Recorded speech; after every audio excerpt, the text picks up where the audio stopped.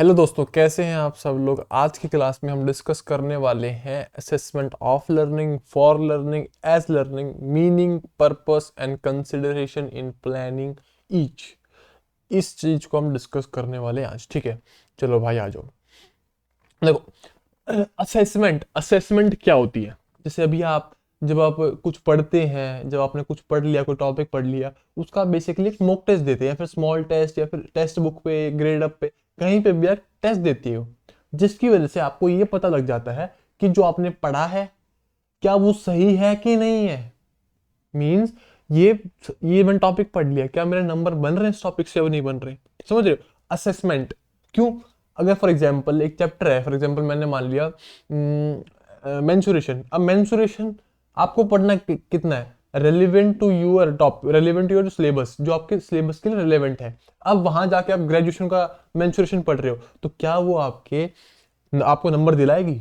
नहीं दिलाएगी ना। तो यही असेसमेंट मीन्स जानकारी पाना, जो आपने लर्निंग करी है उसके बारे में जानकारी मिलना, वो होती है असेसमेंट।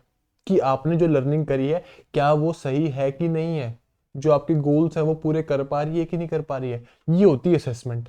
ठीक है, सिंपल बात क्लियर होगी। लर्निंग जो आप कर रहे हो अभी, चलो अब ना असेसमेंट को समझने के लिए ना आपको लर्निंग और असेसमेंट दोनों को पहले समझना पड़ेगा। लर्निंग कैसे होती है, लर्निंग के क्या क्या नेचर होते हैं, और उसी के अकॉर्डिंग हमें असेसमेंट भी देखनी पड़ेगी। मतलब उसी पर्सपेक्टिव में, जिस पर्सपेक्टिव हम जो लर्निंग के नेचर देखेंगे ना, और उसी पर्सपेक्टिव में हमें असेसमेंट के हमें क्या देखने पड़ेंगे, कि साथ में उनका रिलेशनशिप है, को रिलेशनशिप क्या है उनका। ठीक है, देखो learning and assessment means learning and assessment एक साथ चलती है, एक साथ। कभी ऐसा नहीं हो, कभी आपने ऐसा देखा है कि आप स्टार्टिंग से पढ़ते ही आ रहे हो और आपकी किसी ने असेसमेंट ही ना ली हो? ऐसा नहीं हुआ ना।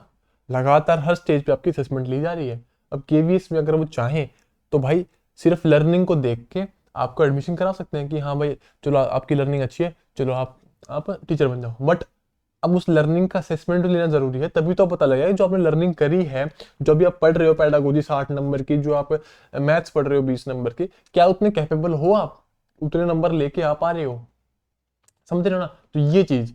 अब देखो, learning and assessment being intertwined, intertwined means एक दूसरे में बंधे हुए हैं। And can not be segregated, segregated मतलब अलग नहीं किया जा सकता। और viewed in isolation from each other, कि जो लर्निंग और असेसमेंट है ना, वो एक दूसरे में बंधे हुए हैं, इनको कभी भी अलग तरीके से देखा नहीं जा सकता। अलग अलग कि सिर्फ आप लर्निंग को अलग देख लो, असेसमेंट को अलग देख लो, ऐसा नहीं किया जा सकता। ठीक है, therefore addressing the two in isolation may not serve the purposes। कि सिर्फ इनको अलग अलग देखना, कि भाई लर्निंग और असेसमेंट को अलग अलग देखना, जो आपका पर्पस है, जो आपका एम है, वो पूरा नहीं हो पाएगा। आपका एम क्या है किसी भी फील्ड में, जैसे फॉर एग्जांपल अभी आपका केबीसी एग्जाम है, तो आपका भी एम क्या है, एक अच्छा स्कोर लाना। और उस अच्छे स्कोर लाने के लिए ही आपको लर्निंग और असेसमेंट को साथ लेके चलना पड़ेगा। अगर आप सोच रहे हो ना कि सिलेबस कंप्लीट करने के बाद मैं मॉक दूंगी या मॉक दूंगा, तो वो गलत चीज है। लर्निंग को साथ के साथ, असेसमेंट को साथ के साथ लेके चलो। लास्ट में मॉक दोगे, लास्ट में फंसोगे। साथ के साथ मॉक देते हुए चलो। आगे बात clear? So before we delve, इसमें डाइव लिखा, ये डाइव है, ठीक है। So before we dive into the process of CCE, ये ना बेसिकली जो मटेरियल है सीसीई का है, ठीक है। क्योंकि सीसी ही तो बेस्ट समझा पाएगा assessment of, assessment for, assessment है, ऐसा ना, क्योंकि सबसे ज्यादा डिटेल में इसी में दिया हुआ। इसलिए सीसीई की गाइडलाइंस है, जो कि सीबीएसई, एनसीईआरटी या सीबीएसई जो भी बनाती है उनकी, ठीक है। चलो आ जाओ। Nature of learning, learning is continuous. ठीक है भाई, लर्निंग कॉन्टिन्यूस होती है, निरंतर चलती रहती है। अगर हम ना भी चाहे ना, तो हम कुछ ना कुछ सीखते रहते हैं। जैसे अभी आप क्लास में बैठे, आप ये वीडियो देख रहे हो, ठीक है। अब आप में आपको ये पता है कि भाई ऊपर वाला सेटिंग का निशान दबाऊंगी तो यहाँ से क्या बोलते हैं, इसकी प्लेबैक स्पीड बढ़ जाएगी, ठीक है। यहाँ से इसकी क्वालिटी इंक्रीज डिक्रीज होती है। तो ये भी आपने लर्निंग करी, ये भी तो आपने लर्निंग करी, अनइंटेंशनल करी। मीन्स मतलब आपने सीखी नहीं, आपने किसी परिस्थिति में सीख ली, किसी सिचुएशन में आपने सीख ली। आपको लगा कि यार मेरा नेट ज्यादा यूज होता है, तो यार ये क्वालिटी कहीं ना कहीं से पक्का ऑप्शन मिलेगा। आपने इधर उधर हाथ मार के देखे, सेटिंग का ऑप्शन मिला आपको, फिर आपने देखा यार क्वालिटी का ऑप्शन तो ये है। समझ रहे हो? तो अगर आप चाहोगे भी नहीं ना, तो लर्निंग हो जाएगी आपकी, ठीक है। बट लर्निंग का एक पॉइंट याद रखना कि लर्निंग इज ऑलवेज इंटेंशनल। एक बात याद रखना, क्लियर है? अब देखो, लर्निंग इज कॉन्टिन्यूस। कॉन्टिन्यूस का मतलब लर्निंग लगातार चलती रहेगी, चाहे आप क्या बोलते हैं, चाहे आप एक फॉर्मल तरीके से लर्निंग करो चाहे इनफॉर्मल तरीके से, चाहे आप स्कूल जाओ या ना जाओ, आपकी लर्निंग चलती रहेगी निरंतर। आपकी फैमिली में, आपकी कम्युनिटी में, आपके स्कूल में, जो कि आपका बिहेवियर, जो कि आपकी पर्सनैलिटी, जो कि आपकी स्पीकिंग स्किल, जो भी आपकी एबिलिटीज को वो डेवलप करेगी, वो शेप करेगी। क्लियर है बात।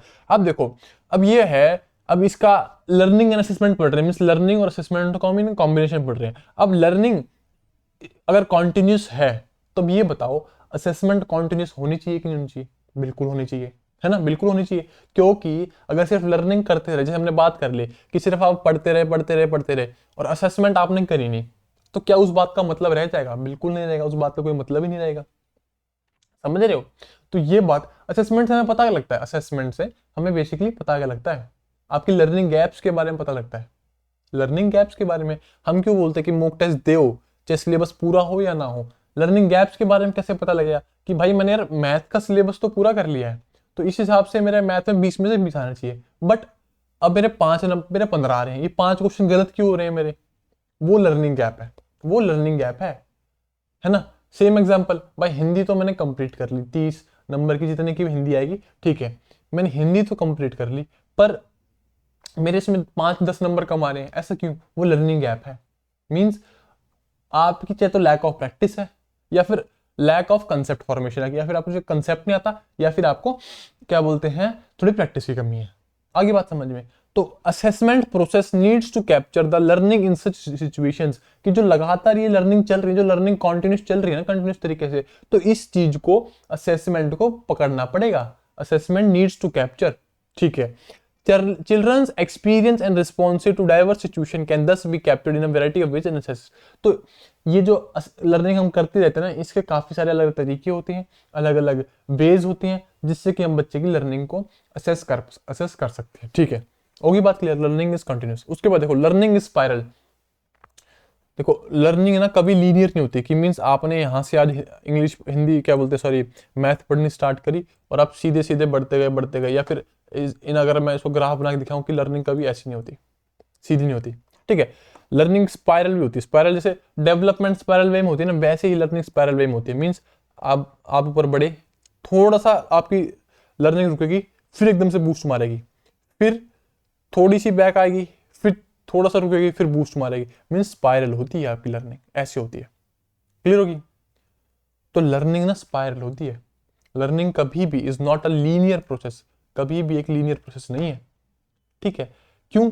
As a children construct their knowledge only by revisiting themes concept related to their early access. देखो, अब ये यहां से मैंने स्टार्ट किया, ये स्टार्ट किया मैंने यहां से, अब ये आगे गया, अब ये पीछे आया, फिर एकदम से ऊपर बढ़ा, फिर थोड़ा सा पीछे आया, फिर एकदम से ऊपर बढ़ा। अब इस पे इन्होंने ये बोल रखा है कि जो बच्चा है ना, जो बच्चा है वो नई इंफॉर्मेशन किसके बेसिस पे बनाएगा? नई इंफॉर्मेशन किसके बेसिस पे बनाएगा?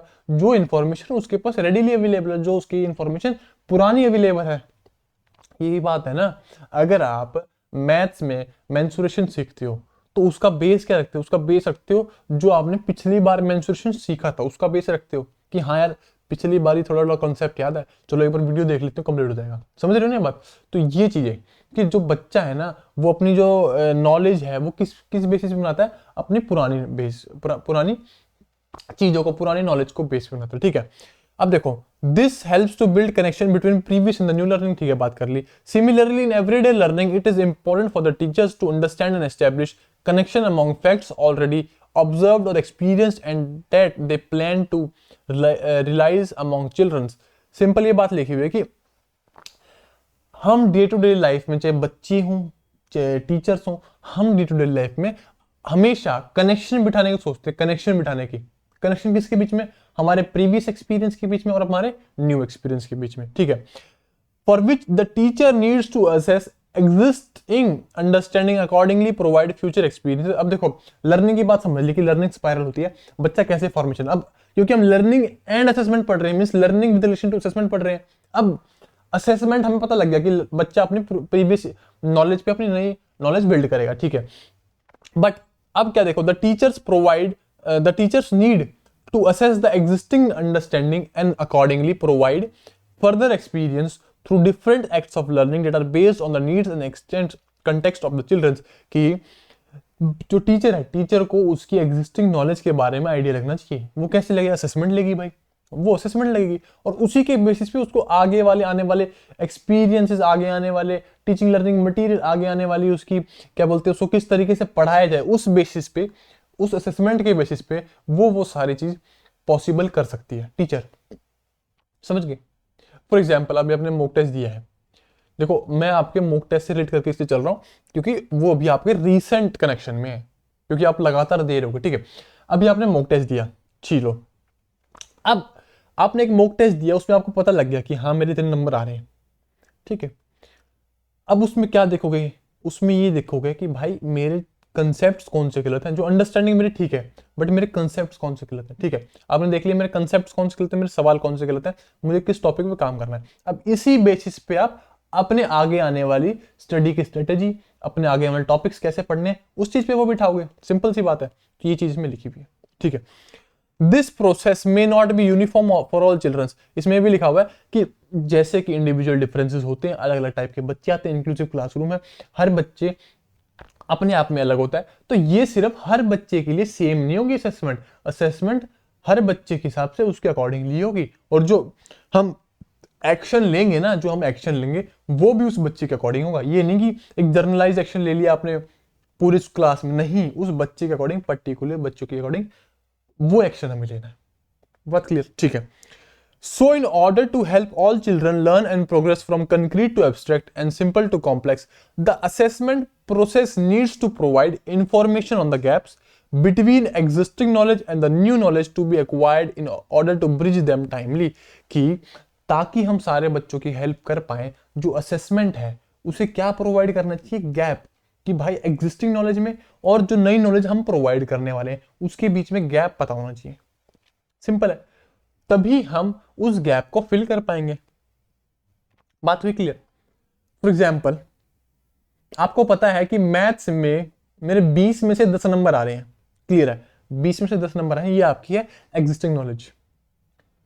और अब आपको रिक्वायरमेंट, आपका एम या फिर आपका वो बोल दूं मैं क्या बोलते टारगेट, आपका 20 में से 18 नंबर का। ठीक है, ये है आपकी न्यू नॉलेज जो आपको चाहिए।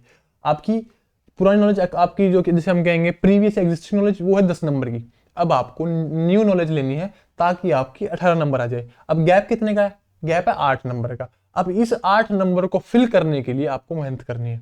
क्लियर है बात? अब इस 8 नंबर को फिल कैसे करोगे वो आप खुद देखोगे कि हाँ ये टॉपिक मेरे को नहीं आता, इस टॉपिक में थोड़ी कैलकुलेशन मिस्टेक होती है, इस टॉपिक में थोड़ी प्रैक्टिस की जरूरत है, तब वो 8 नंबर गैप पूरा करना है आपको। ठीक है, तो ये होती है असेसमेंट। क्लियर होगी बात? Continuous and sharp observation by a reflective teacher during everyday teaching learning when children are engaged in different learning tasks can provide useful information to plan, review or modify his or her teaching learning to enhance the learning among all the children। कि जो ये आपकी को एक बार mark कर दूं, चलो, कि जो ये आप एक रिफ्लेक्टिव टीचर होती है ना, और वो क्या देखती है, जो एक रिफ्लेक्टिव टीचर है वो तो असेसमेंट को एक एज अ फीडबैक भी लेगी, क्योंकि उसे पता लग जाए कि हाँ यार बच्चों के नंबर कम आ रहे हैं, तो शायद मैंने कुछ गलत ना पढ़ा दियो, मेरा शायद पढ़ाने का तरीका अलग ना हो। तो असेसमेंट के बेस पे टीचर अलग अलग लर्निंग एक्सपीरियंस प्रोवाइड कर सकती है, प्लान मॉडिफाई कर सकती है अपने टीचिंग लर्निंग एक्सपीरियंस जो बच्चों को प्रोवाइड कर रही है, या फिर नए नए लर्निंग एड्स का इस्तेमाल कर सकती है ताकि बच्चे की लर्निंग और अच्छी तरीके से हो पाए। क्लियर होगी बात? Holistic aspect of learning. Holistic aspect का मतलब क्या समझते हो? होलिस्टिक एस्पेक्ट कि बच्चे को हमें हर तरीके सिखाना है, सुन के, देख के, क्या बोलते हैं, करके, मतलब basically hands on activity, minds on activity, और विजुअल एड्स, हियरिंग एड्स, और playway method, means holistic aspect of learning कि बच्चे को हमें हर तरीके से सिखाना है। ठीक है, अब होलिस्टिक वे ऑफ लर्निंग है मींस बच्चों को आप हर तरीके से सिखाओगे, बच्चे को आप हर तरीके से सिखाओगे, मींस सुन के सिखाओगे, देख के सिखाओगे, बोल के सिखाओगे, उसके बाद कुछ एक्टिविटी करके सिखाओगे, कुछ खेल के सिखाओगे, समझ रहे हो? अब ये सारी चीज करके सिखाओगे। अब इसका मतलब ये तो नहीं है कि सिर्फ जो अब जो असेसमेंट लोगे वो लिखित में ले लोगे, ये बात समझ रहे हो? लिखित में असेसमेंट तो लिए नहीं जा सकता। अब इतने सारे तरीके से आपने उसको सिखाया है, लर्निंग करवाई है इस बच्चे की। अब उस बच्चे को बोल दो बेटा चलो ये दे दो, एक पेन लो, कॉपी लो, इसका टेस्ट दो फटाफट, क्या वो कर पाएगा? तो यही चीज लिखी हुई है कि जो असेसमेंट है ना वो भी होलिस्टिक रूप से होनी चाहिए। मींस अगर आपने उसको खेल के सिखाया है कुछ काम, तो उसकी असेसमेंट भी उसी तरीके से होनी चाहिए। समझ रहे हो? ये ना हो कि आपने उसको कुछ सुन के सिखाया, मीन्स उसने आपने कुछ हियरिंग एक ऑडियो विजुअल का इस्तेमाल किया है, समझ रहे हो, और आपने उससे टेस्ट मांग लिया। मतलब हाँ वो तो टेस्ट तो होना ही चाहिए, बट सिर्फ टेस्ट पे रिलाई करना ये गलत है। ये बात है यहाँ पे कि टेस्ट तो एक बेसिक उसकी कैपेबिलिटी दर्शाएगा कि हाँ उसको कितनी समझ में आया, बट सिर्फ और सिर्फ रिटन टेस्ट पे रिलाई करना ये बात गलत है। ठीक है, तो ये बात है कि अगर होलिस्टिक तरीके से लर्निंग हो रही है, हम अलग अलग तरीके से बच्चे को सिखा रहे हैं, तो वो टेस्ट जो हम ले रहे हैं, जो उसकी असेसमेंट ले रहे हैं, वो अलग अलग तरीके से क्यों नहीं ली जा रही है? बात ये कर रही है। होगी बात क्लियर? जीरो। चलो भाई, लर्निंग बीन कॉन्टिन्यूस। अब देखो ये बात ये क्लियर होगी। अब इसको थोड़ी सी समरी जो हमने बात कर ली है, लर्निंग क्या क्या हमने देखी, लर्निंग कंटिन्यूस है, स्पाइरल है, होलिस्टिक है। ठीक है, direct assessment to take cognisance. Cognisance देखो, कॉग्निसेंस होता है किसी चीज का पूर्ण ज्ञान, मींस बेसिकली एक पूरी अंडरस्टैंडिंग, कॉग्निसेंस का मतलब। ठीक है, तो लर्निंग हमें पता है कॉन्टिन्यूस है, स्पाइरल है, होलिस्टिक है। तो जो असेसमेंट है, असेसमेंट को भी बच्चे का पूरा ज्ञान होना चाहिए उसके अलग अलग एस्पेक्ट्स का। Since these two are complementary, complementary means ये एक दूसरे के पूरक हैं, ये एक दूसरे के पूरक हैं। मींस लर्निंग के बगैर असेसमेंट अधूरी है, और असेसमेंट के बगैर लर्निंग अधूरी है। ये दोनों अलग अलग नहीं हो सकते कभी भी, ये हमेशा एक साथ चलेंगे, लर्निंग एंड असेसमेंट। होगी बात क्लियर? चलो, so these aspects are equally relevant to assessment, which can be understood if we look carefully at the nature of assessment. nature of learning के बारे में बात कर लिए, ठीक है, nature of learning और दोनों कनेक्ट करके बात करें, लर्निंग एंड असेसमेंट। अब देखो सिर्फ नेचर ऑफ असेसमेंट क्या है। देखो असेसमेंट, असेसमेंट हमने बात कर लिया कि आपकी जो लर्निंग हुई है उसको चेक करने के लिए असेसमेंट करी जाती है। ठीक है, बिल्कुल, ताकि आपकी क्षमता पता लग सके कि जो आपने लर्निंग करी है, कि अगर आपने मैंने मान लिया अगर आपने 1 से 100 नंबर तक गिनती सीख ली है, पढ़ ली है, समझ ली है, याद कर लिया है, अब उसकी एक असेसमेंट भी तो होना चाहिए। कैसे पता लगेगा कि आपको याद है? समझ रहे हो? फॉर एग्जाम्पल केबीसी में चले गए आप, केबीसी में चले गए, ठीक है, आपके पास लर्निंग है, आपने सवाल सारे आप याद करके गए, जो भी जनरल नॉलेज होती है, जो भी टॉपिक्स वो याद करके गए हो। अब अमिताभ बच्चन क्वेश्चन पूछ रहे हैं कि बताओ भाई ये फलान ढिमकाने का राष्ट्रपति ये क्या है। अब आप चुप बैठे हो, अब आप बोल रहे हो मेरे को तो पता है, मैं क्यों बताऊं? समझ रहे हो? अब वहां जाके यहाँ वहां ऑप्शन ना टिक करके बोल रहे मैं क्यों बताऊं, मेरे को तो पता है ना? तो अब वो असेसमेंट तो नहीं हुई ना। अब हमें कैसे पता लगा कि आपको पता है? जब तक आप उस क्वेश्चन का सही आंसर नहीं बताओगे, तो हमें कैसे पता कि आपकी लर्निंग हो रखी है? आई बात समझ में? तो ये चीज की असेसमेंट इसलिए जरूरी है ताकि जो आपकी लर्निंग हुई है उसके बारे में हमें ज्ञान हो सके कि हाँ बच्चे की सही में लर्निंग हुई है कि नहीं है, इसमें कोई लर्निंग गैप तो छूट गया, जो ऑब्जेक्टिव है क्या वो कंप्लीट हुआ कि नहीं हुआ। समझ रहे हो? ठीक है, उसके बाद उसी के अकॉर्डिंग, असेसमेंट के अकॉर्डिंग, टीचर स्टूडेंट्स के इंटरेस्ट के अकॉर्डिंग, स्टूडेंट्स की एबिलिटीज के अकॉर्डिंग, उसके लर्निंग प्रोसेस, उसके लर्निंग स्टाइल के अकॉर्डिंग अपनी टीचिंग लर्निंग प्रोसेस को चेंज कर सकता है। होगी बात clear? It aims to accomplish the goal where children develop the skills abilities to move on the path of self learning and awareness. इसका मेन काम क्या है? ताकि बच्चा सेल्फ लर्निंग और सेल्फ अवेयरनेस अवेयर हो पाए। क्लियर है?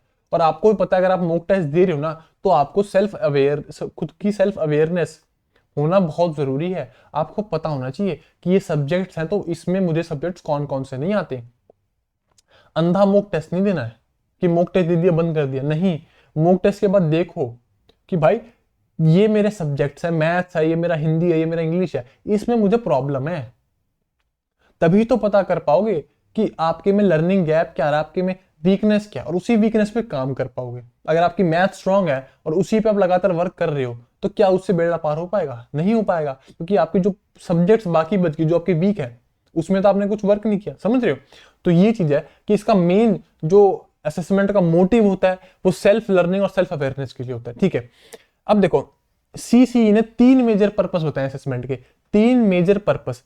Contemporary research literature highlights the three major purpose of assessment. Three major purpose जो assessment for learning, assessment as learning, assessment of learning है ना, ये पर्पस होते हैं, पर्पस ऑफ असेसमेंट। ठीक है, क्या? Assessment for learning, assessment as learning and assessment of learning. ठीक है, तीनों बात याद होगी, assessment for, assessment as and assessment of, तीनों चीज क्लियर। अब देखो ये तो सिंपल चीज कोई लिखी हुई है। It is important that the focus of learning and assessment of childrens include different skills, concerns, values, disposition होता है आपका यूजुअल बिहेवियर जो रहता है टुवर्ड्स थिंग्स, डिस्पोजिशन होता है जो आपका यूजुअल बिहेवियर रहता है किसी भी चीज के रिगार्डिंग। ठीक है, एंड सेंसिटिवनेस बिसाइड्स नॉलेज, कि लर्निंग और असेसमेंट है ना वो सिर्फ उसकी नॉलेज को चेक ना करे, उसकी सिर्फ दिमागी नॉलेज को चेक ना करे। जैसे हमने बात कर ली कि आपने उसको पढ़ाया अलग तरीके से, सिखाया अलग तरीके से, और अब टेस्ट ले रिटर्न, क्या वो पॉसिबल है? क्या वो क्या उसको एक एथिकल रूप बोलेंगे? नहीं बोलेंगे बिल्कुल भी। ठीक है, तो यही बोला कि जो लर्निंग और असेसमेंट है ना वो सिर्फ आपकी नॉलेज चेक करने वाली नहीं होनी चाहिए। जो लर्निंग और असेसमेंट है वो आपकी स्किल्स, आपकी कंसर्न्स, आपकी वैल्यूज, आपका बिहेवियर, ठीक है, आपकी सेंसिटिवनेस टुवर्ड्स एनीथिंग, वो भी चेक करने वाली होनी चाहिए। समझ रहे हो? अगर आप, मैंने फॉर एग्जांपल मान लिया, अगर आप पढ़े लिखे इंसान हो और आपको सेंसिटिवनेस टुवर्ड्स किसी भी, मतलब किसी चीज पे दया नहीं आ रही है, या फिर किसी भी, जैसे अगर कोई फॉर एग्जाम्पल, जैसे मैंने कल एग्जाम्पल दिया था कि किसी जानवर राम कोई ठोकर मार के चला गया, मीन्स उसको थोड़ी चोट लग गई, अब उसको आपको कोई मतलब ही नहीं पड़ रहा, कोई फर्क ही नहीं पड़ रहा, कोई आपको फर्क, आपको कुछ सेंसिटिवनेस ही नहीं है उस चीज के रिगार्डिंग कि हाँ चल दर्द बुरा होने दे इसको, हमें क्या करना। तब आपके पास अगर दुनिया भर का ज्ञान भी है ना, तब भी आप जीरो हो। समझ रहे हो? नॉलेज इतनी जरूरी नहीं है जितनी आपको वैल्यूज की जरूरत होती है। अगर आपने उस टाइम उस कुत्ते को वहीं छोड़ के चले गए, उस पर नया ध्यान देते हुए, और तब आपके पास एक दुनिया जहान की नॉलेज हो, वो नॉलेज जीरो है। समझ रहे हो? तो ये चीज है कि लर्निंग और असेसमेंट को सिर्फ नॉलेज का ज्ञान नहीं, उसको हर चीज, उसकी वैल्यूज, उसकी स्किल्स, उसकी एबिलिटीज, उसका बिहेवियर, उसकी सेंसिटिवनेस, हर चीज का असेसमेंट होना चाहिए। बात क्लियर? ठीक है। The holistic development helps children imbibe all these and the teachers need to assess them continuously to find out their learning requirement and gaps. कि जो असेसमेंट है ना वो टीचर को लगातार करनी चाहिए, ताकि ये सारी वैल्यूज, ये सारी स्किल्स वो उनमें डाल सके, वो उनमें भर सके। और टीचर को असेसमेंट इसलिए भी करनी चाहिए ताकि उसका एक बेसिक आइडिया पता लग जाए कि अचीवमेंट कितनी हुई है, भाई मैंने इतना पढ़ाया, इतनी इसकी अचीवमेंट हुई इस टॉपिक में, प्लस उसको गैप्स पता लग जाए कि भाई इसकी लर्निंग गैप्स क्या है, इसको इस प्रॉब्लम में, इस टॉपिक में प्रॉब्लम है। ठीक है। द एविडेंस और information from different sources for the same may be collected using diverse learning situation and monitored to provide regular and timely feedback and plan the teaching learning accordingly. Assess, देखो हरी जो line है ना, ये assessment for learning है। Main focus मेरी आवाज पे होना चाहिए। असेसमेंट फॉर लर्निंग समझ आया क्या? कोई बार 2 सेकंड, कैमरा तो नहीं गया, 2 सेकंड रुकना। ठीक है, चलो, क्या समझ आया? कि जब आप रेगुलर और टाइमली फीडबैक लें, लगातार असेसमेंट करते रहें, और उसी के अकॉर्डिंग अपनी टीचिंग लर्निंग एक्टिविटीज को बदलें, बच्चे के अकॉर्डिंग, बच्चे के इंटरेस्ट के अकॉर्डिंग अपनी टीचिंग लर्निंग एक्टिविटीज को बदले, वो होता है असेसमेंट फॉर लर्निंग, जिसे हम फॉर्मेटिव टेस्ट भी कहते हैं। देखो याद कैसे करना है, असेसमेंट फॉर लर्निंग, फॉर आ गया, और फॉर से फॉर्मेटिव, तो assessment for learning means formative test या फॉर्मेटिव असेसमेंट। ठीक है, जिसमें हमें रेगुलर और टाइमली और फीडबैक लेना होता है, और उसी के अकॉर्डिंग हमें टीचिंग लर्निंग प्रैक्टिसेस प्लस बच्चे के गैप्स को पता लगता है।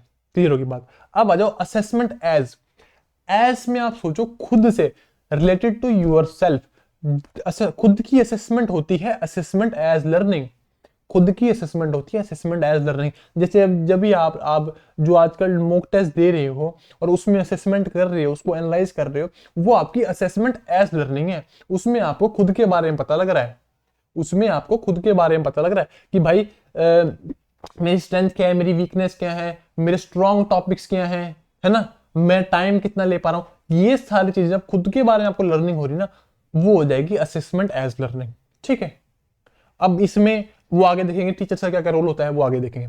अब देखो assessment for of learning, of for हमने कर लिया, एज कर लिया, अब ऑफ देखो। फॉर तो फॉर्मेटिव, बचा कौन सा? समेटिव किसमें जाएगा? असेसमेंट ऑफ लर्निंग में। ठीक है, अब देखो असेसमेंट ऑफ लर्निंग ये किस लिए होती है?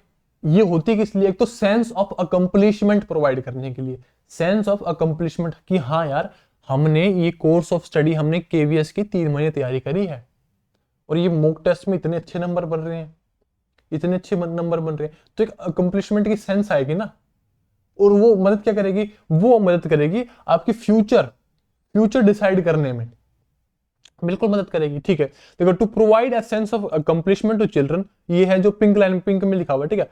To provide a sense of accomplishment to children including those with special needs and help them where they are, कि अभी वो किस लेवल पे है, ठीक है, पता लगता है भाई, मॉक टेस्ट से बिल्कुल पता लगता है। And decide where they need to be, और कहां पे उनको होना चाहिए, ठीक है। और फ्यूचर पॉसिबिलिटीज के बारे में पता लगता है। Require sharing their progress at certain intervals, assessment of learning with, अब देखो असेसमेंट ऑफ लर्निंग क्योंकि समेटिव असेसमेंट होती है, तो इसमें ना ये एक टाइप की आप मान लो पब्लिक असेसमेंट होती है, मान लो ये एक टाइप की पब्लिक असेसमेंट होती है, जिसमें आपकी जो असेसमेंट है उसकी रिपोर्ट आपकी पेरेंट्स के, आपके स्टेक होल्डर्स जो भी हैं, आपकी टीचर्स को तो पता ही रहता ही है, ठीक है, एडमिनिस्ट्रेटर्स, मतलब सबके पास आपकी रिपोर्ट जाती है समेटिव असेसमेंट में। समेटिव असेसमेंट में आपकी सबके पास रिपोर्ट जाती है, ठीक है। तो यही लिखा हुआ है कि require sharing their progress at certain levels with them and their guardians और अदर स्टेक होल्डर्स, जो आपकी क्या बोलते हैं प्रोग्रेस में क्या बोलते हैं कंट्रीब्यूट करते हैं उनके, और guiding a comprehensive, giving a comprehensive picture of their learning and personality, उनकी एक पूरी कॉम्प्रिहेंसिव पिक्चर प्रोवाइड करना, ठीक है। अब ना इसको प्लीज अपने जो हमारे 9th-10th में एजुकेशन सिस्टम था ना उससे विजुलाइज ना करो, क्योंकि वो जो अभी बन चुका है ना हमारा सिस्टम, वो बहुत ही बिगड़ा हुआ सिस्टम बन चुका है, ठीक है। ये होना चाहिए था आइडियल सिस्टम, जिसमें कॉम्प्रिहेंसिव पिक्चर मिले। देखो 9th-10th के सर्टिफिकेट में कॉम्प्रिहेंसिव पिक्चर जरूर मिलती है, उसमें देखो नीचे बहुत सारी चीजें लिखी रहती हैं, गुड A B C, मतलब नीचे ऑल ग्रेड्स लिखे रहते हैं, ऊपर तो देखो एक छोटे सेक्शन में वो होता है क्या बोलते हैं आपके मार्क्स, आपके सब्जेक्ट्स के मार्क्स, उसके बाद नीचे बहुत बड़ा आधा पेज होता है कम से कम, उसमें सारी चीजें लिखी रहती हैं कि भाई ये इस चीज में अच्छा था, गुड A। क्या कोई भी एग्जामिनर या फिर कोई भी क्या बोलते हैं आपका जो भी आपको, जैसे आपने केबीएस का फॉर्म भरा या फिर कहीं भी आप फॉर्म भरते हो, क्या उसमें वो नीचे वाली चीज मांगी जाती है? मांगी जाती है कि नहीं मांगी जाती? नहीं मांगी जाती। और क्या पेरेंट्स ने कभी वो चीज पढ़ी, नीचे वाली चीज? आप खुद सोच के देखो, वो चीज क्या कभी पेरेंट्स ने पढ़ी, नीचे वाली चीज जो ऊपर तो वैसे पता है मैंने मार्क्स लिखे होते हैं, और उससे नीचे वाली चीज जिसमें बहुत सारी चीजें लिखी रहती है, वो क्या कभी पेरेंट्स ने पढ़ी कि नहीं पढ़ी? ये बताओ मेरे को। देखो 2 सेकंड रुको, देखो जरा ये देखो एग्जाम्पल की, देखो ये मेरी मार्कशीट 10th की। अब देखो इसमें लाइफ स्किल्स दिया हुआ है, जीवन कौशल, और कोर्स कैरेक्टरिस्टिक एरियाज पार्ट 2 दिया हुआ है। अब ये आधी है, ये आधी चीज है, मतलब देखो वर्क एजुकेशन नीचे भी दिया हुआ है। अब ये मेरे को पूरी तो नहीं मिल पाई, मतलब पीडीएफ बना रखी थी मैंने अपनी इसकी। देखो thinking skills easily identifies personal strength weakness and uses them to arrive at meaningful decision, raises question, capable of independent thinking, has exceptional problem solving, decision making skills grade A. सब में एक दे रखा है। पहली बात, गलती टीचर्स की, teachers को पता भी नहीं कि मेरे में स्किल्स है, ठीक है, तो मेरे को भी नहीं पता मेरे में स्किल्स है, समझ रहे हो, और टीचर ने मुझे ए ग्रेड दे रखा है। पहली गलती टीचर्स की, जिन्होंने ऐसा सिस्टम बना दिया है। एज अ टीचर, एक रिस्पॉन्सिबल टीचर, एक मॉडर्न टाइम का टीचर, आपको एटलीस्ट ऐसा नहीं करना है, ठीक है। उसके बाद देखो क्या अगर मेरी चीज है भी, क्या कभी पेरेंट्स ने इन चीज पे ध्यान दिया कि हाँ यार इसमें एटलीस्ट ये स्किल्स तो हैं जो लाइफ में काम आएंगी, ये जो स्कोर है मेरा, ये मेरा लाइफ में काम नहीं आएगा, समझ रहे हो, ये जो मेरा स्कोर है मेरा कभी लाइफ में काम नहीं आएगा। ये चीजें जो नीचे लिखी हुई है ना, जिनको महत्व नहीं दे, ये मेरे लाइफ में काम आएंगी। आगे बात समझ में, चलो ठीक है। तो एक कॉम्प्रिहेंसिव पिक्चर बिल्कुल प्रोवाइड करता है, 10th का सर्टिफिकेट करता है, बट उसमें से हम कंसिडर कुछ करते नहीं है। चलो आगे बात समझ में, ठीक है, थोड़े से यार डिटेल में बताने के लिए कभी कभी करना पड़ता है। चलो ये ना बेसिकली आपकी अंडरस्टैंडिंग बनाने के लिए करता हूं मैं, ठीक है। अब पढ़ के कुछ नहीं होगा, अंडरस्टैंडिंग जब बन जाएगी ना, जिस दिन अंडरस्टैंडिंग बन जाएगी उस दिन कोई भी सवाल आएगा ना आप सॉल्व कर दोगे, कोई भी सवाल आएगा आप सॉल्व कर दोगे, ठीक है। बेसिक मेन फोकस होता है मेरा अंडरस्टैंडिंग डेवलप करने में, ठीक है। दिस इज पॉसिबली, अभी जो ऊपर दिस इज पॉसिबल, जो ऊपर हमने 3 असेसमेंट पढ़ी, assessment of, assessment for, assessment as, ये कैसे हो सकती है? This is possible by mapping their progress through information gathered on their knowledge comprehension, skills, interest, attitudes and motivation. कि ये जो इसकी assessment, this is possible by mapping their progress, कि ये पॉसिबल कैसे है, उनकी प्रोग्रेस मैप करके। Assessment of, assessment as, assessment for, ये कैसे पॉसिबल है, उनकी प्रोग्रेस माप करके। भाई जब ये क्लास 9th में एंटर किया ना, इसने क्लास 9th में एंटर किया, ये मैथ्स में बहुत स्लो था, बट क्लास 10th के आते आते मैथ में बहुत तेज हो चुका है। हिंदी इसकी बहुत वीक थी, क्लास 9th में एंटर किया, बट क्लास 10th के आते आते इसकी हिंदी स्ट्रांग हो गई। अब इसका पूरा का पूरा श्रेय उस स्टूडेंट को प्लस उस टीचर को जाएगा जिन्होंने मिलकर एक होलिस्टिक वे में काम किया और बच्चे की प्रोग्रेस पे काम किया। समझ रहे हो? तो ये चीज देखो, बाय इंफॉर्मेशन क्या क्या, कौन सी information, skills, interest, attitudes, motivation, और वो चाहे स्कूल के अंदर हो चाहे स्कूल के बाहर हो। All this is possible when the assessment is school based. ये सारी चीजें जब ही पॉसिबल हैं जब स्कूल बेस्ड असेसमेंट हो। क्लियर है बात? And not an activity conducted externally through board exam और एनी अदर सच मोड। कि ये जो ऊपर वाली चीजें हैं ना, जब हम बच्चे की प्रोग्रेस को मैप कर रहे हैं, ये सारे एटीट्यूड, इंटरेस्ट, ये सारी चीजें मैप करने, ये सिर्फ स्कूल बेस्ड असेसमेंट में पॉसिबल है। फॉर एग्जाम्पल, अगर आप बोर्ड एग्जामिनेशन देने जाते हो, जो टीचर आपकी कॉपी चेक करता है, क्या उसको आपका नाम पता होता है? नहीं पता होता। क्या उसको पता होता है कि आपकी स्किल्स क्या रही हैं उस एरिया में? क्या आपको कितने आप उस चीज में वीक थे? उसको पता हो तो बिल्कुल पता नहीं होता। समझ रहे हो? हाँ ठीक है, वो स्कूल एक बोर्ड एग्जामिनेशन जरूरी है एक टाइम पे, लास्ट टाइम जैसे 10th हम देते हैं, हाँ देते हैं, बट मेन जो जरूरी है वो स्कूल बेस्ड असेसमेंट है। तभी तो टीचर्स को आपके बारे में सारी चीजें पता रहती हैं। क्लियर है बात? चलो, थोड़ा सा खिंच रहा है भाई टॉपिक, कितना टाइम हो गया? 30 मिनट हो गए, ठीक है, कंप्लीट हो जाएगा, कोई दिक्कत वाली बात नहीं है। असेसमेंट फॉर लर्निंग, देखो असेसमेंट फॉर पता लग गया, formative. Assessment for learning means पता लग गया फॉर्मेटिव। इट अकर्स ड्यूरिंग, ये ड्यूरिंग मींस जो जब लर्निंग चल रही होती है उस टाइम पे होता है, रेदर देन आफ्टर मींस खत्म होने के बाद नहीं, ड्यूरिंग मींस जब लर्निंग चल रही होती है ना तब होती है ये आपकी क्या बोलते हैं, assessment for learning means formative assessment. ठीक है। And has its primary focus on ongoing improvement of learning. Primary focus किसका? ऑनगोइंग इंप्रूवमेंट, कि जो अभी लर्निंग चल रही है ना उसी के साथ साथ आपकी इंप्रूवमेंट करने के लिए। क्लियर है बात? उसी के साथ आपकी इंप्रूवमेंट करने के लिए जो अभी आप मॉक टेस्ट दे रहे हो ना, वो आपका सबमिटिव टेस्ट नहीं है, वो आप फॉर्मेटिव टेस्ट दे रहे हो, मतलब एज अ फॉर्मेटिव एग्जांपल के तौर पे मानना। क्यों? क्योंकि उसमें आपको क्या मिल रही है, एक इंप्रूवमेंट का चांस मिल रहा है अगले मॉक टेस्ट देने में, एक इंप्रूवमेंट का चांस मिल रहा है। सबमिटिव असेसमेंट कब होगी? जिस दिन आप जाओगे ना केवीएस के एग्जाम में देने, जब बैठे होगे वहां कंप्यूटर पे, उस दिन आपकी सबमिटिव असेसमेंट होगी जिसमें आपका कोई भी चांस ऑफ इंप्रूवमेंट नहीं होगा। मतलब असेसमेंट ऑफ लर्निंग आपकी उसी दिन होगी जब आपके पास कोई भी इंप्रूवमेंट का चांस नहीं होगा और आपका रिजल्ट पब्लिकली अवेलेबल होगा। जैसे हमने बात करी कि जो assessment of learning submissive assessment है वो पब्लिकली शेयर होता है, मींस आपके स्टेक होल्डर्स, आपके पेरेंट्स, आपके टीचर्स के बीच में, है ना। तो ये चीज। अब असेसमेंट फॉर लर्निंग है फॉर्मेटिव, ये तो आप अपने तक रख सकते हो, प्लस अगर ना क्लासरूम कंटेक्स्ट देखे हम तो एक टीचर तक रहेगा, बट असेसमेंट ऑफ लर्निंग ना दुनिया को पता होगा कि आपके कितने नंबर है। मतलब वो तो पता ही यार कि रोल नंबर डालोगे वो आपके अकॉर्डिंग है, बट वो अवेलेबल तो होगा ना सबको देखने के लिए। समझ रहे हो? तो उस कंटेक्स्ट में देखो।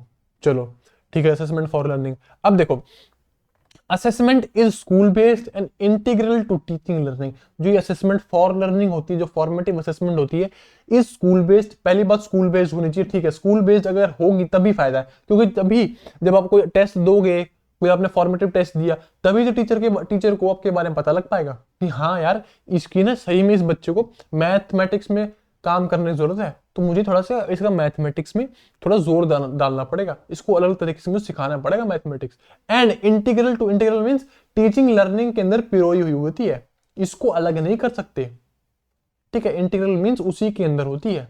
ठीक है, और इससे टीचर को क्या पता लगेगा? टीचर को असेसमेंट से ही पता लगेगा कि इसके लर्निंग गैप्स क्या है, किस तरीके से मुझे पढ़ाना चाहिए, क्या जो मैंने अभी तक पढ़ाया, जिस तरीके से मैंने पढ़ाया, क्या वो तरीका सही था कि नहीं है। होगी बात क्लियर? ठीक है। मल्टीपल एविडेंस बेस्ड, कि जो असेसमेंट आप ले रहे हो ना ये मल्टीपल एविडेंस बेस्ड हो, ये ना हो सिर्फ आपने क्या बोलते हैं पेपर पेंसिल टेस्ट ले लिया कि भाई एक बार तू उसका आंसर लिख के दिखा दे मैं मान जाऊंगा। नहीं, अलग अलग तरीके, ओरल तरीका हो गया, डिस्कशन मेथड हो गया, ग्रुप मेथड हो गया, प्रोजेक्ट मेथड हो गया, ठीक है, किसी भी तरीके से आप बच्चे का टेस्ट लो, ठीक है, सिर्फ एक चीज पे, सिर्फ एक एविडेंस पे उसका फोकस नहीं होना चाहिए। क्या पता बच्चा लिखने में इतना अच्छा ना हो, और क्या पता वो बोल के फटाफट बता दे, ऐसा होता है ना काफी सारे। कभी कभी जब एग्जाम देते थे, वो हमारे दिमाग में जरूर रहता था कि हम उसको बोल के बता सकते हैं, बट वो हमें हमारे वर्ड्स में उसको उतारना वो बहुत मुश्किल होता था। याद आया ना, कभी कभी हम जब क्वेश्चन का आंसर लिखते थे, वो हमारे दिमाग में रहता था कि हाँ यार दिमाग में है, मुझे आता है इसका आंसर, मैं इसको बोल के बता सकता हूँ, बट लिख के नहीं बता पाऊंगा, समझ रहे हो वो चीज है, ठीक है। As no single strategy of assessment is capable of providing complete information about a child's progress and learning, it needs to be multiple evidence based to make it free from biases or distortion। Biases होता है किसी के वजह से, teacher पहले कभी कभी हम लगता है ताकि भाई टीचर तो इसको ही बहुत वो करती है, क्या बोलते हैं, इसका बहुत साथ देती है, इसको भी नंबर एक्स्ट्रा देती है, समझ रहे हो वो चीजें। This requires tapping different sources to collect information as evidence. अगर इसको हटाने के लिए क्या करें भाई, अलग अलग एविडेंस यूज करो, अलग अलग तरीके इस्तेमाल करो, सिर्फ लिखित तरीका को छोड़ के बोलने वाला, सुनने वाला, खेलने वाला, पढ़ने वाला, सारे तरीके इस्तेमाल करो, उसी बेसिस पे आप अपनी असेसमेंट करो, ठीक है। Assessment learning progress holistically, it includes assessment of all subjects of students personality, बात कर ली उसकी नॉलेज, उसकी स्किल्स, उसके इंटरेस्ट, उसका डिस्पोजिशन बात कर ली, क्या डिस्पोजिशन, क्या बिहेवियर, उसका यूजुअल बिहेवियर किसी भी पर्टिकुलर चीज के अकॉर्डिंग क्या है। Motivation, using a range of activities, अलग अलग एक्टिविटीज का इस्तेमाल करो जिसमें बच्चा इनसाइड द क्लासरूम और आउटसाइड द क्लासरूम दोनों तरीके से पार्टिसिपेट कर पाए, ताकि जो असेसमेंट है वो कॉम्प्रिहेंसिव हो पाए, व्यापक हो पाए। क्लियर होगी बात। असेसमेंट फॉर लर्निंग की कंसेप्ट है सारे। सेंसिटिव टू इंडिविजुअल नीड्स, कि टीचर को, क्योंकि ये एक स्कूल बेस्ड है, तो इसमें टीचर को पता होता है कि भाई इस बच्चे को ना देखने में प्रॉब्लम है, या फिर इसको थोड़ी सी हियरिंग इंपेयरमेंट है, तो उसको मैं टेस्ट कम से कम ऐसा दूं जिसमें उसको उसकी डिसेबिलिटी फील ना हो, समझ रहे हो। तो सेंसिटिव टू इंडिविजुअल नीड्स, ठीक है। तो ऐसा ना हो कि बच्चे को भाई उसकी डिसेबिलिटी फील हो, ठीक है, बच्चे के अकॉर्डिंग, बच्चे की स्पेशल नीड्स के अकॉर्डिंग उसको असेसमेंट प्रोवाइड करी जाए। अब वो लिखने में असमर्थ है, फॉर एग्जांपल मान लिया उसकी थोड़ी उंगलियों में कुछ प्रॉब्लम है, फिर लिखने में असमर्थ है मान लिया वो मैंने, अब उसे लिखवा रहे हो, तो क्या वो नंबर लेके आ पाएगा? बताओ, खुद ही बताओ, क्या वो नंबर लेके आ पाएगा? बिल्कुल नहीं लेके आ पाएगा। क्यों? वो लिख तो पाएगा ही नहीं, वो समझ रहे हो।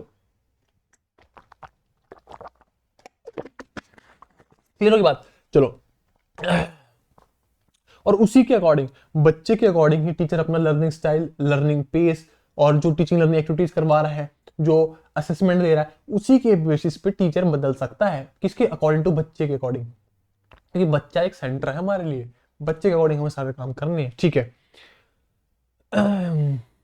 The teacher's responses to student needs are provided sensitively, कि जो भी स्टूडेंट्स की नीड है वो टीचर को प्रोवाइड करनी चाहिए। Serves to observe change in learning progress over time। अब देखो, serves to observe changes in learning progress over time, कि आपकी प्रोग्रेस में क्या चेंज आया है उसके लिए मदद करता है। देखो, assessment for learning goes along with teaching learning progress in a continuous manner, ठीक है, लगातार चलती रहती है, हमने देख लिया है। The manner and the modalities however में मैरी, इसको छोड़ो। Teachers map the student progress on the process of learning based on the evidence collected using information from individual और ग्रुप टास्क थ्रू सेल्फ और पीयर असेसमेंट, कि teacher को बच्चे की progress के बारे में पता होता है।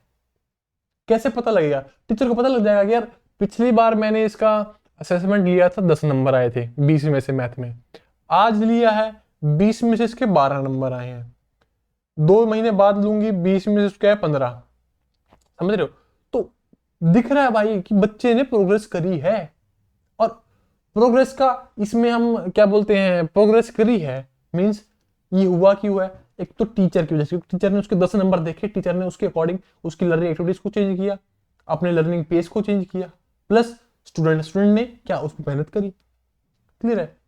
तो दोनों की वजह से उस बच्चे का स्कोर इंक्रीज हुआ है, ठीक है। तो टीचर ऐसे ही उसकी प्रोग्रेस की, जो उसने प्रोग्रेस कर रहा है वो धीरे धीरे उसको देख सकता है आराम से, अगर वो स्कूल बेस्ड असेसमेंट कर रहे हैं तो, ठीक है।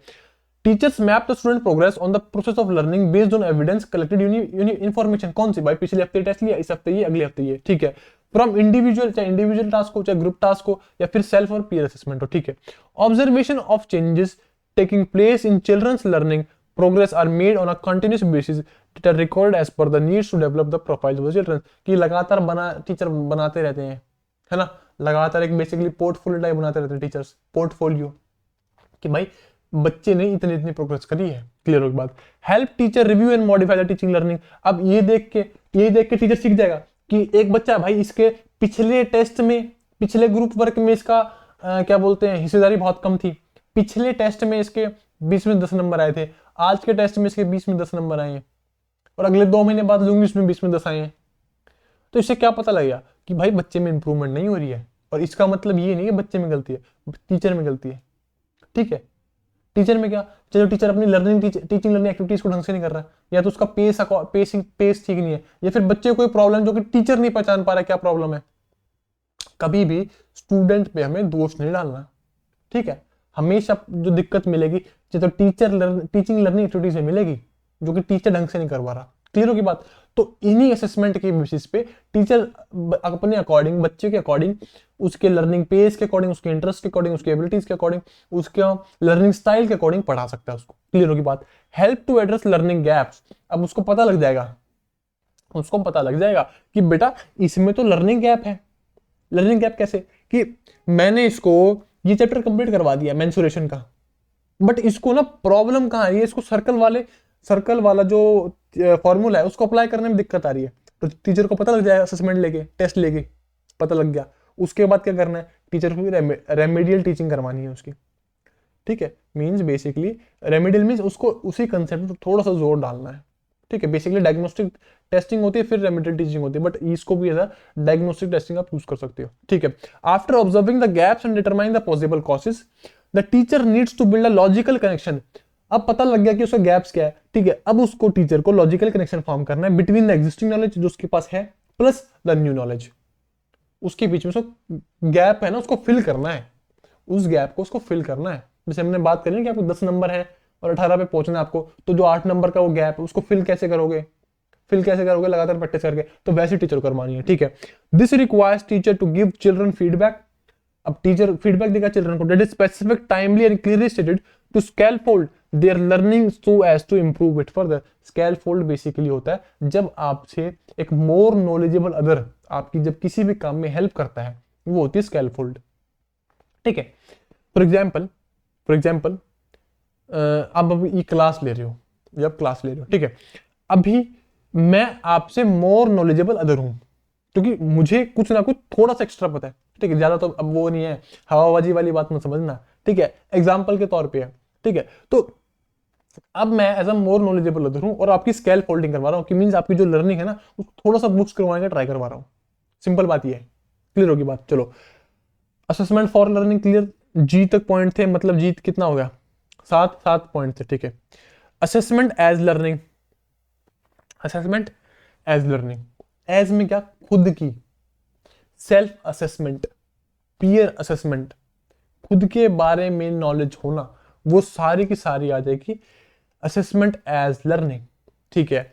CCE may not be seen as the sole responsibility of the teachers, कि जो असेसमेंट की रिस्पॉन्सिबिलिटी है वो अकेली रिस्पॉन्सिबिलिटी टीचर्स की नहीं है, वो स्टूडेंट्स की भी है, उसके पीयर्स की भी है, उसके स्टेक होल्डर्स की भी, उसके पेरेंट्स की भी है। समझ रहे हो।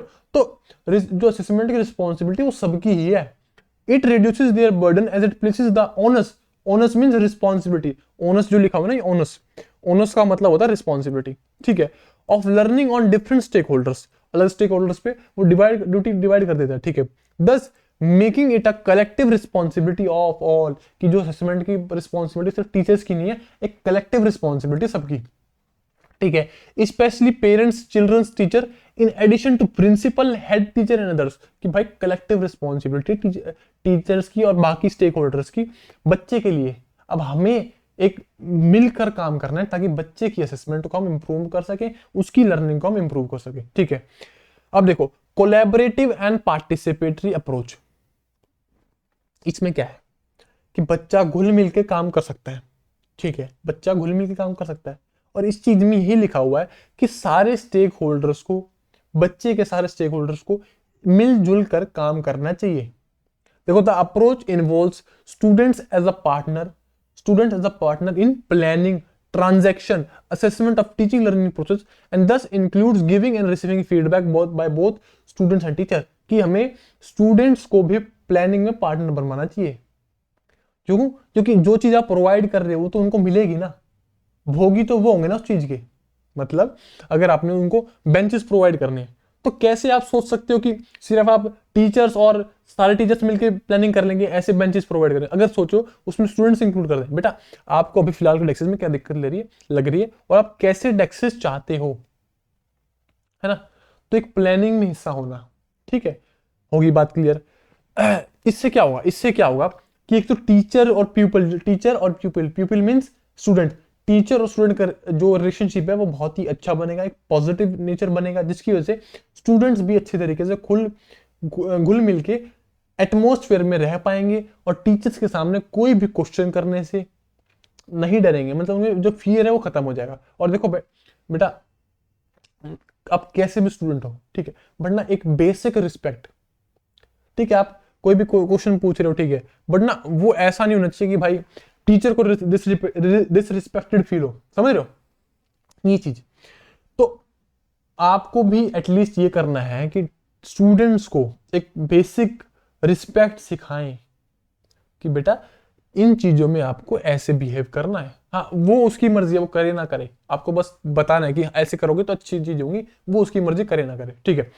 इट एनकरेजेस, ये क्या करता है, जो हमने बात कर ली कि एक्टिव एंगेजमेंट प्रोवाइड करता है, ठीक है। देखो, involving children by giving more and more opportunities in planning, conducting and evaluating different tasks helps build skills of self and peer assessment among them, which in turn reduces teachers burden to a larger extent। कि जब हम बच्चे को अलग अलग activities में अलग अलग अपॉर्चुनिटीज प्रोवाइड करेंगे तो उनमें एक सेल्फ असेसमेंट की स्किल डेवलप होती है। अब कहीं ना आप सब लोग में सेल्फ असेसमेंट की स्किल डेवलप हो रखी है, कहीं ना कहीं आप सब में है।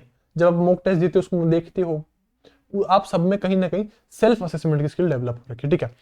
Children facilitate them by taking responsibility of assessing their own work, their peer works and promote collaborative learning by helping each other। तो चिल्ड्रन क्या करेगा, children facilitate them by taking responsibility, children खुद की असेसमेंट करना start करेगा, peer assessment करना start करेगा, collaborative रूप से काम करना स्टार्ट करेगा। क्यों? क्योंकि उसको पता है यार प्लानिंग का हिस्सा है, तो रिस्पॉन्सिबिलिटी, छोटी मोटी रिस्पॉन्सिबिलिटी खुद पे आएगी ना। समझ रहे हो कि नहीं समझ रहे? फॉर एग्जाम्पल मैंने मान लिया आपको एक उसमें डाल दिया कि सिलेबस मेकिंग, उसमें डाल दिया सिलेबस की, भाई आपको केवीएस का सिलेबस बनाना है, ठीक है, आप लोगों को केवीएस का सिलेबस बनाना है। अब रेलेवेंट चीज देना, रेलेवेंट चीज सिलेबस में डालना, वो आपकी रिस्पॉन्सिबिलिटी है, ठीक है। तो अब यही है, इससे क्या होगा, आप खुद को चेक करोगे कि यार जो मैंने डाला है सिलेबस में, पॉइंट डाल दिया, क्या ये सही में बच्चे कर पाएंगे, क्या ये सही में बच्चे को टॉपिक मिलेगा, ऐसा टॉपिक, कहीं मैंने कुछ अलग टॉपिक डाल दिया, समझ रहे हो? तो वो चीज कि जब बच्चे में रिस्पॉन्सिबिलिटी आती है ना, उसमें सेल्फ असेसमेंट की टेक्निक भी आती है, सेल्फ असेसमेंट कर पाता है वो अपने आप का, और साथ में पीर असेसमेंट, जिसकी वजह से कोलैबोरेटिव वर्क वो अच्छे तरीके से कर पाएगा, ठीक है। और इसमें पेरेंट्स और गार्डियंस का भी एक बहुत ही बड़ा हाथ होता है, और पेरेंट्स और गार्डियंस को भी बच्चों की प्रोग्रेस के बारे में समझना चाहिए, ठीक है। Help children seek resources of knowledge, assessment as learning builds capacity of student to absorb new ideas, क्योंकि उनको सेल्फ लर्निंग करनी है, जिसकी वजह से बच्चा नई नई चीज ढूंढने निकलेगा कि भाई ये चीज कहां से मिल जाएगी, ये चीज कहां से मिल जाएगी, ठीक है। तो आपको अलग अलग उसको नए नए आइडियाज अब्सॉर्ब करेगा, place them in a larger context, evaluate their own and peer work against well defined criteria on learning goals। कि वो क्या करेगा कि जो अपने लर्निंग क्राइटेरिया को चेक करेगा कि हाँ जो मैंने पढ़ा है कि अकॉर्डिंग टू सिलेबस है कि नहीं है, मतलब सेल्फ असेसमेंट करेगा, ठीक है। उसके बाद उसको अपनी स्ट्रेंथ के बारे में पता होगा, उसके अपनी वीकनेस के बारे में पता होगा, उसके अपने स्किल्स के बारे में, अपनी एबिलिटीज के बारे में, सब चीजों के बारे में पता होगा कि वो सेल्फ असेसमेंट कर चुका है, सिंपल बात है। After identifying their strength and gaps in learning, children themselves may plan and make efforts to look for the suitable resources to seek further knowledge in order to address the gaps or further move on to enhance their learning। जब उसको strength, अपनी weakness के बारे में पता लग जाएगा तो उसको अपने गैप्स के बारे में पता लग जाएगा। अब उसकी मर्जी है, चाहे तो वो गैप्स पूरे करे, अगर उसमें गैप्स नहीं है तो अगले स्टेप पे मूव करे। होगी बात क्लियर?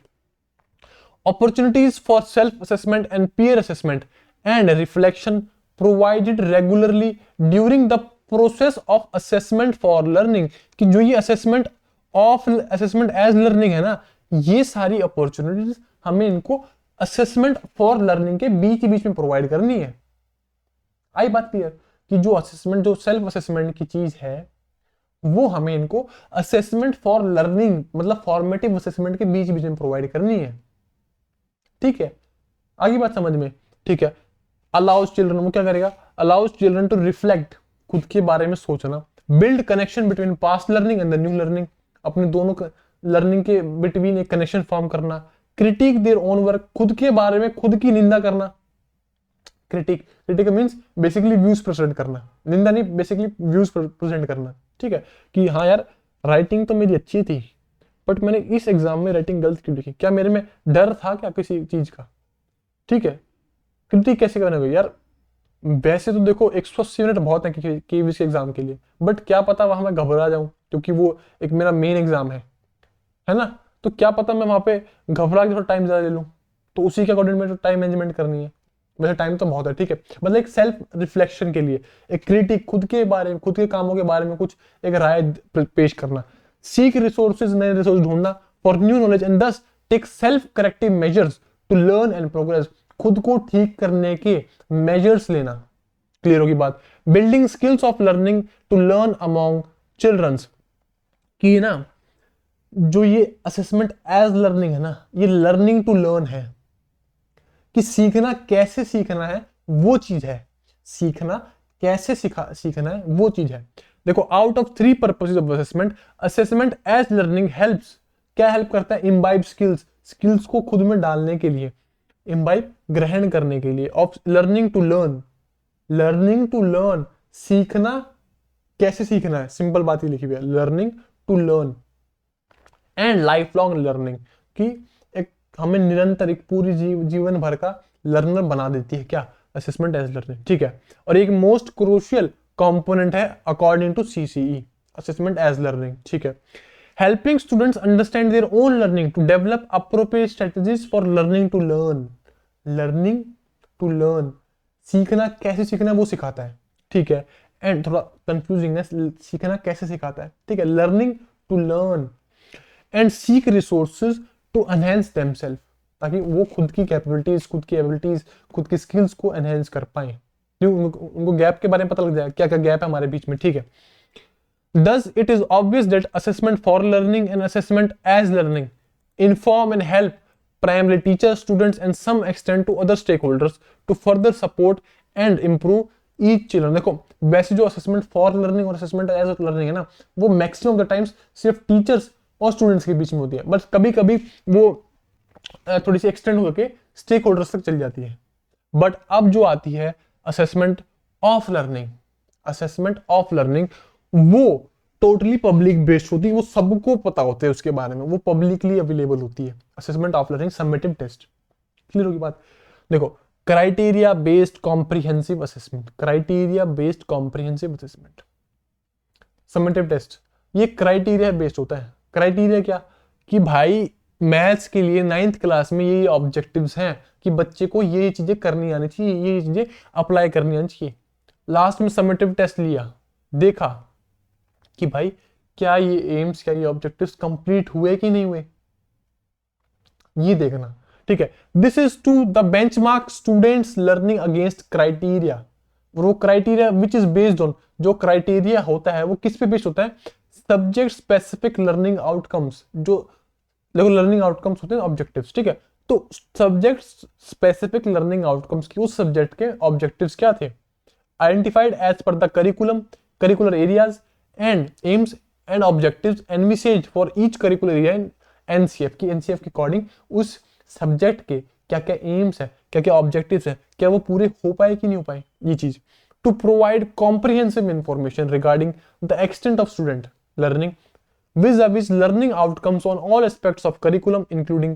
अब सिर्फ और सिर्फ देखो, अब यही बात तो बताने चाह रहे हैं कि समेटिव टेस्ट को सिर्फ जो आपने टेस्ट दिया है ना स्कूल में, उसको उससे रिलेट मत करना। इधर जो क्या बोलते हैं समेटिव असेसमेंट की चीज बोली गई है, उसमें बोला है कि कॉम्प्रिहेंसिव इंफॉर्मेशन होनी चाहिए बच्चे के बारे में, कॉम्प्रिहेंसिव इंफॉर्मेशन, उसके करिकुलर एरियाज के बारे में, उसकी स्किल्स के बारे में, उसके सब्जेक्ट एरियाज के बारे में, उसके इंटरेस्ट के बारे में, उसके डिस्पोजिशन, उसकी डिस्पोजिशन फिर से बता देता हूँ, यूजुअल बिहेवियर जो आप कभी भी करते हो, ठीक है, उसके मोटिवेशन के बारे में in a holistic manner without segregating into the compartment of scholastic and non scholastic and co scholastic area, कि ये ना एक पूरे रिपोर्ट कार्ड में एक जगह होनी चाहिए, उसमें डिफरेंसेस नहीं होने चाहिए कि स्कॉलिस्टिक, नो स्कॉलिस्टिक और को स्कॉलिस्टिक एरियाज में डिफरेंसेस नहीं होने चाहिए, ऐसा नहीं होना चाहिए, ताकि क्योंकि अब क्या होगा, अब अगर वो चीज जैसे लाइन बनी हुई थी, अगर मैं अब देखो दिखाऊं, अब देखो ये अलग बक्सा है और फिर देखो नीचे अलग लिखा हुआ है जीवन कौशल, इसको किसने देखा यार, किसने देखा है किसी में? अगर आप कहीं पे केवीसी का अगर फॉर्म भरा है या एसएससी का फॉर्म भरा है, उसमें किसी ने मांगा है कि आई, क्या किसी ने मांगा है? बिल्कुल नहीं मांगा है, ठीक है। तो यही चीज लिखी हुई है कि जो स्कॉलिस्टिक एरियाज हैं, को स्कॉलिस्टिक एरियाज हैं, और उनके बीच में डिफरेंसेस नहीं दिखना चाहिए, उनको ये लगना चाहिए कि दोनों अलग अलग है, उसको ऐसा हम होल तरीके से देखना पड़ेगा, ठीक है। चलो आप में से अगर कोई यहां तक क्लास देख रहा है तो हमने डिस्कस कर लिया, सॉरी जो अभी तक हमने देखा, आप में से बताओ कितनों को पता है करिकुलर एरियाज, को करिकुलर एरियाज और एक्स्ट्रा करिकुलर एरियाज, ये तीनों अलग अलग चीज है, कमेंट करके बताओ, कमेंट करके बताओ करिकुलर एरियाज, को करिकुलर एरियाज और एक्स्ट्रा करिकुलर एरियाज क्या क्या होते हैं, ठीक है। चलो और जो क्राइटेरिया सिलेबस का वो क्या होता है, ताकि बच्चे की ऑल अराउंड डेवलपमेंट हो पाए, ठीक है। मल्टीपल एविडेंस बेस्ड असेसमेंट, अब ये भी जो समेटिव असेसमेंट है ना, वो भी मल्टीपल एविडेंस बेस्ड होनी चाहिए, ये नहीं सिर्फ पेपर पेंसिल टेस्ट ले लिया कि बेटा 100 नंबर के पेपर करके दिखाओ, नहीं, कैसे ले लोगे यार आप, कैसे ले लोगे? तभी तो हमने वो डाला नहीं है 11 12th में कि भाई 70 नंबर की, ऐसा कुछ होता है कि 70 नंबर की केमिस्ट्री, बाकी 30 नंबर का एक्सपेरिमेंट, समझ रहे हो? तो वो चीज है कि उसमें भाई अगर कुछ काम एक्सपेरिमेंट का है तो उससे एक्सपेरिमेंट ही कराओ ना, जो लिखने की उसमें लिखवाओ, समझ रहे हो? तो वैसी चीजें अब मैथमेटिक्स में भी आना स्टार्ट हो चुकी हैं, वैसी चीजें आज मैथमेटिक्स में भी होनी स्टार्ट हो गई हैं, और धीरे धीरे सारे सब्जेक्ट्स में होनी चाहिए, धीरे धीरे सारे सब्जेक्ट्स में होनी चाहिए। लाइक इंग्लिश का पेपर तो 100 नंबर का होता है शायद, है ना, 100 नंबर का होता है शायद, मेरे ख्याल से, हाँ 100 नंबर का होता है। बट इंग्लिश में भाई क्या सिर्फ उसकी रिटन स्किल्स पॉसिबल है?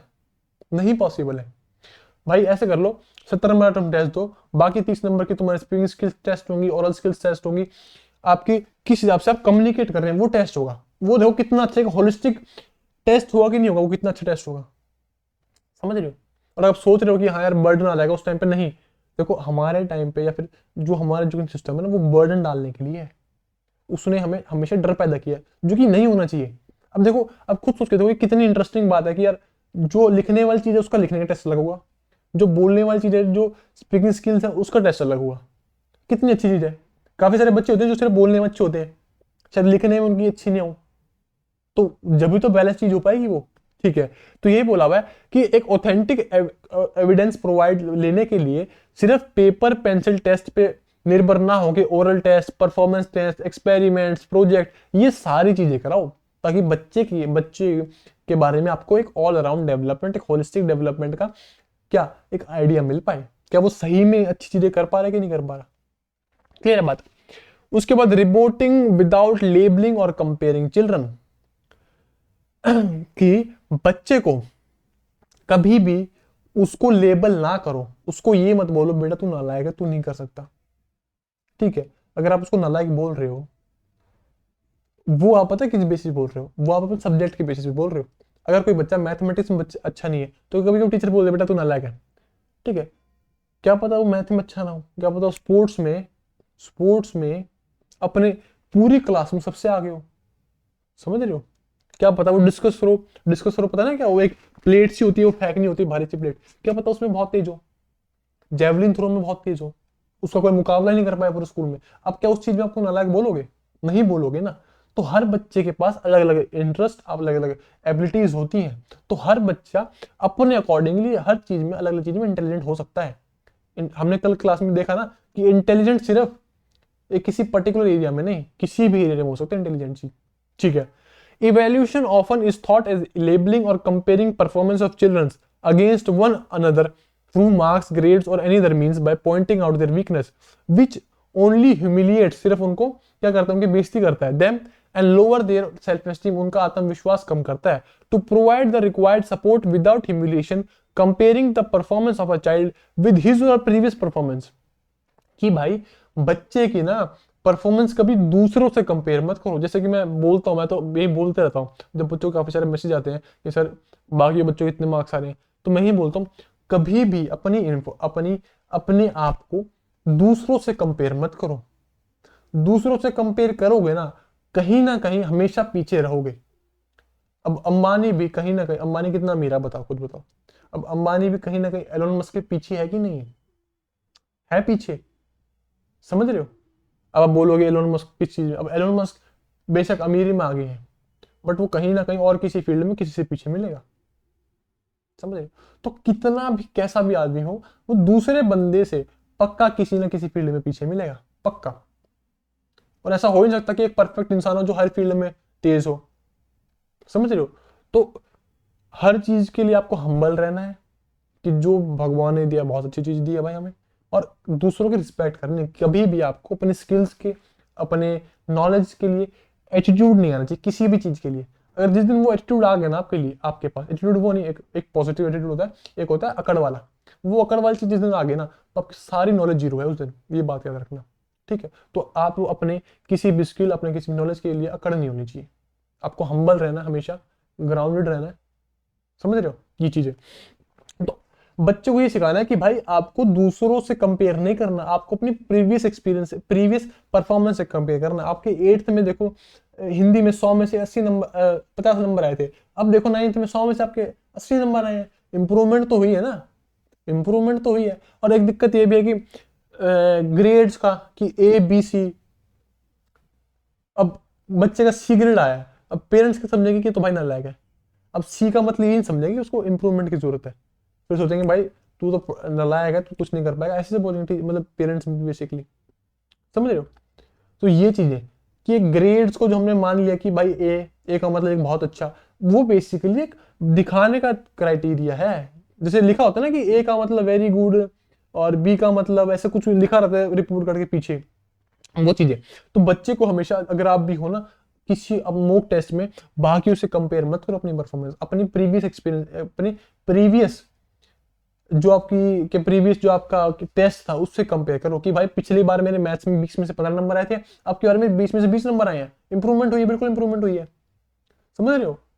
मतलब कि मैंने मेहनत करी, ये बात समझो। तो खुद की परफॉर्मेंस से कंपेयर करो खुद को, प्रीवियस परफॉर्मेंस है कि भाई पिछले महीने मुझे मैथ 50% आती थी, बट इस महीने मुझे मैथ 80% आती है, मैंने सिलेबस कंप्लीट किया है, तो वो कितनी अच्छी बात है, समझ रहे हो। उसके बाद sharing learning progress with stakeholders, मैंने जैसे बताया कि पब्लिक होता है, तो इसमें जो आपकी प्रोग्रेस है वो आपके स्टेक होल्डर्स में आपके पेरेंट्स, स्टूडेंट्स और आपके teachers, administrator, school management committee और पॉलिसी मेकर्स, इन सब के साथ आपकी जो प्रोग्रेस है वो शेयर करी जाती है कि इस साल बच्चों की क्या क्या अचीवमेंट रही। कोई बात क्लियर? तो होगी ये बात भाई क्लियर तुम्हारी। ये था assessment of learning summative test. हमने कर लिया असेसमेंट एज लर्निंग, जिसमें हमें सेल्फ असेसमेंट खुद के बारे में नॉलेज होनी चाहिए, ठीक है कर लिया। उसके बाद सेल्फ असेसमेंट फॉर लर्निंग किया, मींस फॉर्मेटिव असेसमेंट, ठीक है भाई किया। उसके नेचर ऑफ असेसमेंट पढ़ा, ठीक है भाई।